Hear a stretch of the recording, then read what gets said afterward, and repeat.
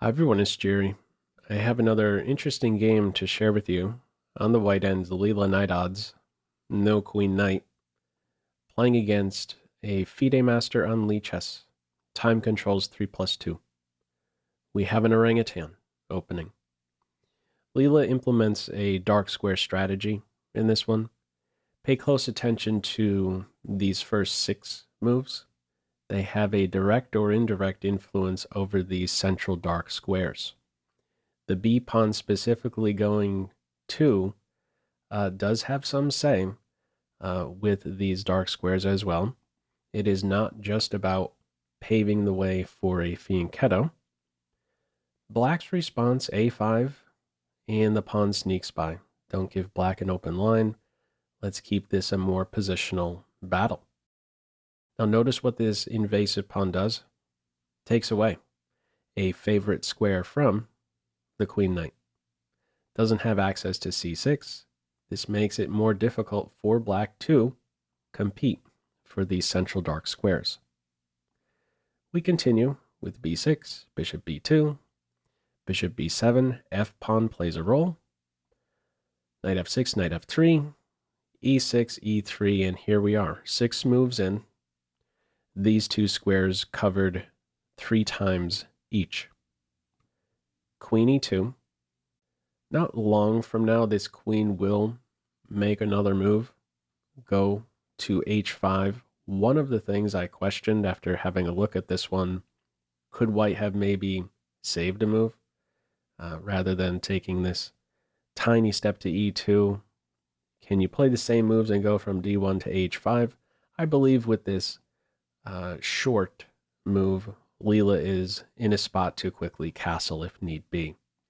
How black plays it, we have kingside castles. As an example, if A4 is played with the idea to kick the bishop off of this diagonal, A4 can be met with queenside castle. A3, put the bishop in the corner. Okay. Black castles.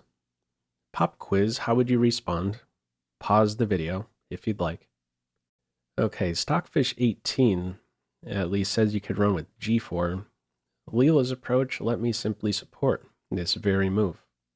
Leela, we might say, is not satisfied with controlling D4 and E5. Next up, it's F6. I'm going to take that square away from you as well. Black responds with knight E8, preparing to offset this top piece in the position. If the knight plays to an active square, I believe you can respond as if the knight doesn't really exist, doesn't cause a great inconvenience to white. Queenside castles is cool. And in the case of bishop f6, you can decline the dark square bishop exchange. Not with d4. This does create a hole on e4, and the knight is already there. c3 is more appropriate in this case. Awkward, no doubt, but also temporary. Next up, g4, g5, kick the bishop off the diagonal, and the bishop's eyes will soon open. Okay. We don't see knight e4. It's knight e8, g4. From here, bishop f6. If there's an attempt to go after the king from here, so this check on h4, you can take the bishop and block the check, retain the option to castle, and play with the unopposed dark square bishop. Also, if there is this attempt, bishop captures knight with then the check, okay, you must now go uncastled. King d1. There's a current problem or two for black. Rook under fire, and the bishop ready to be cut off with g5. Black is in an only move situation with this line. Bishop f6 is that move, with then c3, d5. Next up, kick the bishop and apply pressure on these light squares, opening up the bishop's eyes in the process. Okay. How it is playing out here, no attempts to try and go after the white king after g4. It's bishop f6. From here, d4 is played. This does create that gap on e4, but there isn't a knight there in this situation. 2 steps with the d-pawn. D-pawn plays a role, we might say, so that the queen-rook can soon play a role. After queenside castles, the rook is going to have some say on this file. c5, g5, bishop e7, another pop quiz, what is your move? Pause the video if you'd like. Okay, my favorite move of the game, we have d5. Pawn sacrifice. Let's not allow lines to open up towards my king. If there's a capture here, black does have a half-open c-file to work with. Bishop also on a nice square here. Instead, it is d5. Black's response is bishop takes pawn. If there's pawn takes pawn, this is a bit weak.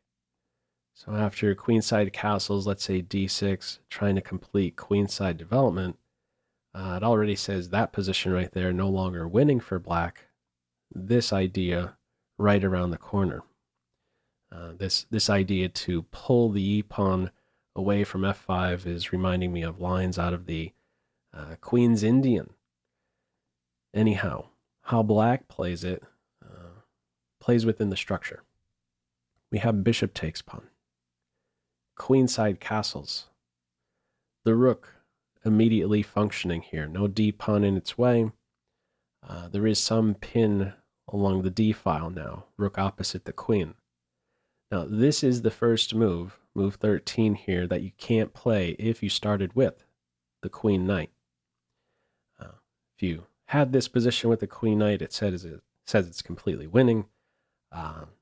Looking at knight c3, finishing development, and right around the corner, queenside castles.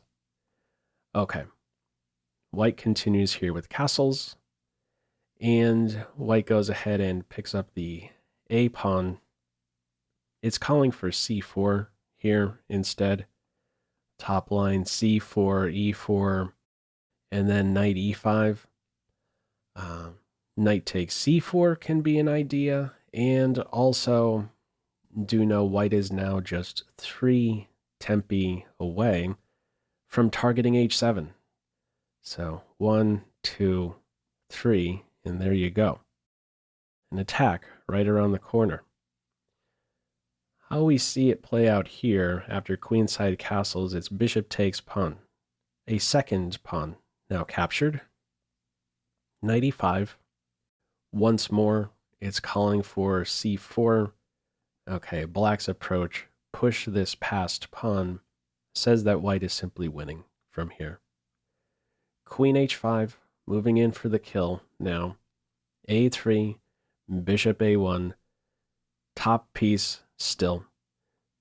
Functioning like a bishop, great blockader of this passed pawn. It could only go so far. There's no removing this blockade.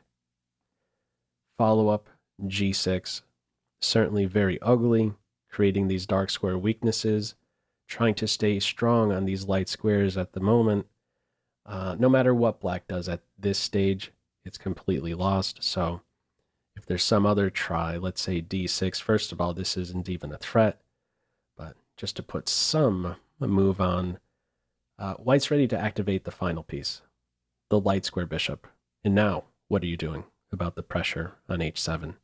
If you try g6 at this point, there is already a sacrifice on g6. So this path right here, it's checkmate. Okay. Black flicks in at this stage right here, g6 before the bishop gets on the diagonal. Queen h6, bishop d5, and after move 18, rook g3, black simply resigns. There isn't a solution to rook h3 next, with then queen captures pawn. A beautiful final position here. Dark square strategy in action with this one. Final position controlling d4, e5, f6, and at this later stage, even g7. One final note with this game, Leela did all of this, played these 18 moves without making a single capture, just positional play alone, a couple pawn sacrifices along the way. Anyhow, your thoughts with this one. Feel free as usual to leave any feedback to this video in the comment section below. I hope you enjoyed it and maybe took a thing or two away. That's all for now. Take care.